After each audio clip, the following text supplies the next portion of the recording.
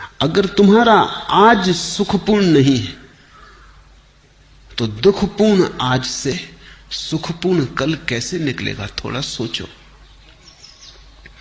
आज कहीं आकाश से थोड़ी आया है, तुम्हारे भीतर से आया है। तुम्हारा आज अलग है, मेरा आज अलग है। कैलेंडर के धोखे में मत पड़ना। कैलेंडर पर तो तुम्हारा भी आज वही नाम रखता है, मेरा आज भी वही नाम रखता है, लेकिन यहां तुम जितने लोग बैठे हो इतने ही आज हैं। पूरी पृथ्वी पर जितने लोग हैं इतने आज हैं। और अगर तुम पशु पक्षियों और पौधों को भी गिनो तो उतनी ही संख्या है। कैलेंडर बिल्कुल झूठ है। उससे ऐसा लगता है एक ही दिन है सबका। रविवार तो सभी का रविवार जरूरी नहीं। किसी की जिंदगी में सूरज उगा हो तो रविवार, और किसी की जिंदगी में अंधेरा हो तो कैसा रविवार।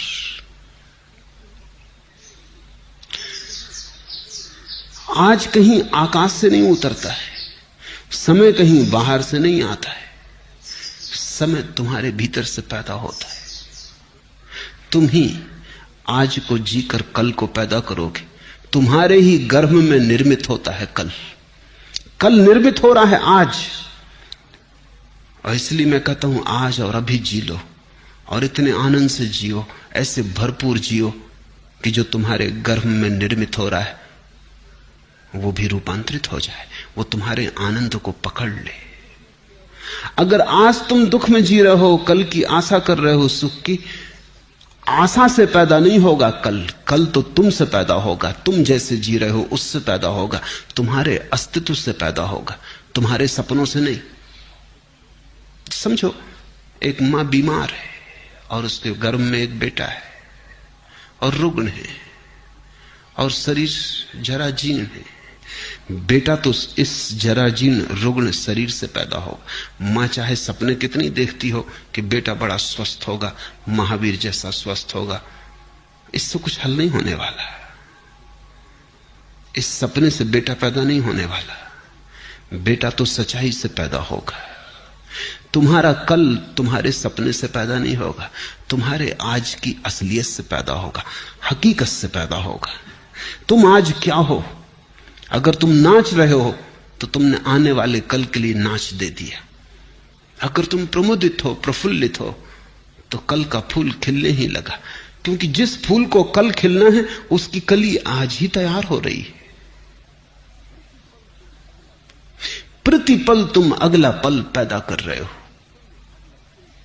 प्रति क्षण अगला क्षण तुम्हारे भीतर निर्मित हो रहा है, तैयार हो रहा है। तुम सृष्टा हो। तुम अपने समय को खुद पैदा करते हो। इसलिए मैं तो कहता हूं आज जियो, लेकिन तुम्हें लगता है वर्तमान जीने जैसा नहीं लगता। अगर वर्तमान जीने जैसा नहीं लगता तो कल भी तो वर्तमान होकर ही आएगा, फिर वो भी जीने जैसा नहीं लगेगा। परसों भी वर्तमान होकर ही आएगा, वो भी जीने जैसा नहीं लगेगा। तो इसी को तो मैं आत्मघात करना कहता हूं। तो आत्महत्या कर रहे हो, जी नहीं रहे हो। जीने का कोई और उपाय नहीं है, आज ही है और आज ही जीना है। जीने जैसा लगे या न लगे इससे कोई फर्क नहीं पड़ता। जीने का और कोई ढंग है ही नहीं। जीना तो यही होगा। कल के भुलावे में मत पड़ो। कल के भुलावों ने बहुतों को डुबाया है।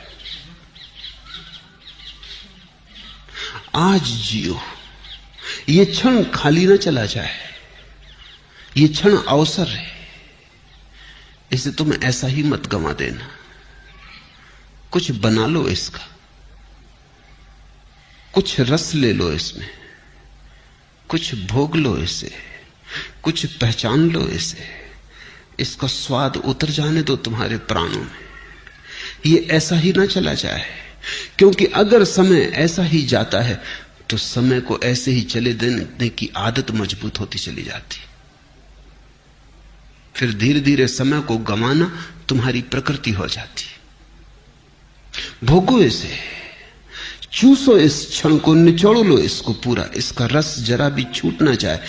यही परमात्मा के प्रति धन्यवाद है, क्योंकि उसने तुम्हें अवसर दिया, जीवन दिया, और तुमने ऐसे ही गंवा दिया। परमात्मा तुमसे यह न पूछेगा यहूदियों की किताब है तालमुद, बड़ी अनूठी किताब है। दुनिया में कोई धर्मशास्त्र वैसा नहीं। तालमुद कहती है कि परमात्मा तुमसे यह न पूछेगा कि तुमने कौन कौन सी गलतियां की, गलतियों का वो हिसाब रखता ही नहीं, बड़ा दिल है। परमात्मा तुमसे पूछेगा तुम्हें इतने सुख के अवसर दिए, तुमने भोगे क्यों नहीं? गलतियों की कौन फिक्र रखता है? भूल चूक का कौन हिसाब रखता है? वो तुमसे पूछेगा इतने अवसर दिए सुख के, तुमने भोगे क्यों नहीं? तालमुद कहती है एक ही पाप है जीवन में, और वो है जीवन के अवसरों को बिना भोगे गुजर जाने देना। जब तुम आनंदित हो सकते थे आनंदित ना हुए, जब गीत गा सकते थे गीत ना गाया, सदा कल पर टालते रहे, स्थगित करते रहे। स्थगित करने वाला आदमी जिएगा कब, कैसे जिएगा? स्थगित करना ही तुम्हारे जीवन की शैली हो जाती। बच्चे थे तब जवानी पे छोड़ा, जवान हो तब बुढ़ापे पे छोड़ोगे, और बुढ़ापे में लोग हैं वो अगले जन्म पे छोड़ रहे हैं। वो कह रहे हैं परलोक में देखेंगे। यही लोक है एकमात्र, और यही क्षण है सत्य का, यही क्षण है, बाकी सब झूठ है, मन का जाल है। लेकिन अगर तुम्हें अच्छा लगता है, तुम्हारी मर्जी। तुम्हें अच्छा लगता हो तो मैं कौन हूं बाधा देने वाला? तुम सपने देखो, कभी ना कभी तुम जागोगे, तब रोओगे, पछताओगे। तब तुम पछताओगे कि इतना समय यूं ही गंवाया। और ध्यान रखना, जीवन में जितना दुख भर लोगे, जितने आंसू घने कर लोगे, जितना पछतावा हो जाएगा, उतना ही कठिन हो जाता है रोकना फिर दुख को, आंसुओं को। कभी तुमने ख्याल किया, हंसी तो एकदम रुक जाती, रोना एकदम नहीं रुकता।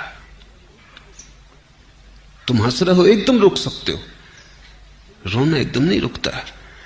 थमते थमते थमेंगे आंसू। रोना है कुछ, हंसी नहीं। दुख ऐसा सरोबोर कर लेता है, दुख ऐसी गहराइयों तक प्रविष्ट हो जाता है, तुम्हारी जड़ों तक समाविष्ट हो जाता है कि फिर तुम उसे रोकना भी चाहो तो कैसे रोको? थमते थमते थमेंगे आंसू। रोना है कुछ, हंसी नहीं है। ये कोई मजाक नहीं है कि रो लिए और रोक लिए। ये कोई हंसी नहीं है कि हंस लिए और रोक लिए। हंसी तो तुम्हारी ऊपर ऊपर होती, रुक जाती। रोना बहुत गहरे चला जाता है। रोना तुम्हारे जीवन में सब तरफ भर जाता है। और रोज रोज अगर तुम रोने को इस तरह संभालते गए और जीने को कल पे टालते गए, तुमने कहा हंसेंगे कल, रोएंगे आज, और तुम जो दलील दे रहे हो वो दलील ये है कि अपना वर्तमान तो सुखद मालूम नहीं पड़ता, इसलिए सुखद सपने देखेंगे। सुखद वर्तमान क्यों नहीं है ये पूछो। इसलिए नहीं है कि कल भी तुमने सपने देखे थे आज के, और कल का दिन गंवा दिया जिसमें आज सुखद हो सकता था, जिसमें आज की आधारशिला रखी जा सकती थी। कल तुमने गंवा दिया इसलिए आज दुखद है, और तुम यही दलील दे रहे हो कि हम आज को भी गंवाएंगे क्योंकि कल का सपना अच्छा मालूम पड़ता। तुम्हारी मर्जी। गणित साफ है। फिर मुझसे मत कहना कि हमें किसी ने चेताया नहीं। तुम्हें यह मौका न मिलेगा कहने का, यह ध्यान रखना कि हमें किसी ने चेताया नहीं। दूसरों को तो यह भी सुविधा है कहने की कि उन्हें किसी ने चेताया है, लेकिन मैं तुम्हें रोज चेता रहा हूं। मेरी बातों को इतने प्रेम और शांति से सुना, उसके लिए बहुत बहुत अनुग्रहित हूं। और अंत में सबके भीतर बैठे परमात्मा को प्रणाम करता हूं। मेरे प्रणाम स्वीकार।